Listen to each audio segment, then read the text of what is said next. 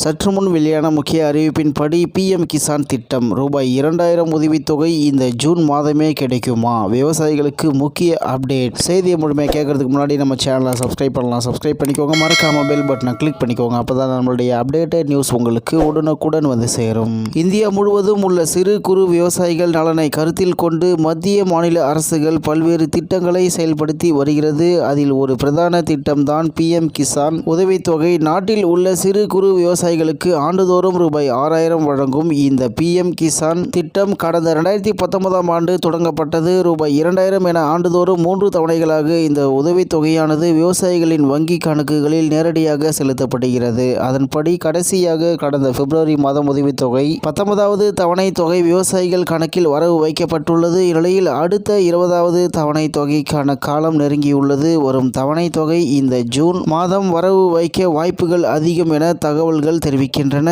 இது தொடர்பாக அரசு தரப்பில் அதிகாரப்பூர்வ தகவல்கள் வெளியாகவில்லை. இருந்தாலும் பிப்ரவரிக்கு பின் 4 மாதங்கள் கடந்துள்ளதால் இந்த ஜூன் மாதத்தில் ரூபாய் 2000 பயனாளிகளாக இருக்கும் விவசாயிகளுக்கு கிடைக்க வாய்ப்பு அதிகம் என தெரிவிக்கப்பட்டுள்ளது. மேலும் மத்திய அரசு தகுதியான பயனாளிகளை கண்டறியும் நோக்கில் தேசிய அளவில் பல்வேறு விதிமுறைகளை வரையறை செய்து சரிபார்த்து வருகிறது. மேலும் PM கிசான் திட்ட பயனாளியாக தகுதிகள் இந்திய குடிமகனாக இருக்க வேண்டும், சொந்தமாக விவசாய நிலம் இருக்க வேண்டும், சிறு குறு விவசாயியாக இருக்க வேண்டும், வருமான வரி கட்டாதவராக இருக்க வேண்டும், மேலும் ரூபாய் 10,000க்கும் குறைவாக ஓய்வூதியம் பெறுபவராக இருக்க வேண்டும். மேலும் இந்த தவணை தொகையை பெற EKYC நடவடிக்கையை பூர்த்தி செய்தல், ஆதார் எண்ணை வங்கி கணக்கு எண்ணுடன் இணைத்தல், விளைநிலம் குறித்த சரிபார்ப்பை பூர்த்தி செய்தல் ஆகியவற்றை கட்டாயம் செய்து முடித்திருக்க வேண்டும். மேலும் சம்பந்தப்பட்ட விவசாயிகள் EKYC நடவடிக்கையை மேற்கொள்ள PM கிசான் ஆப்பை கூகுள் பிளே ஸ்டோரில் இருந்து டவுன்லோட் செய்து கொள்ளலாம். அப்படி தனியாக ஆப் மூலமாக பதிவு செய்ய முடியாதவர்கள் அதிகாரப்பூர்வ PM கிசான் வலைதளத்தின் மூலமோ அல்லது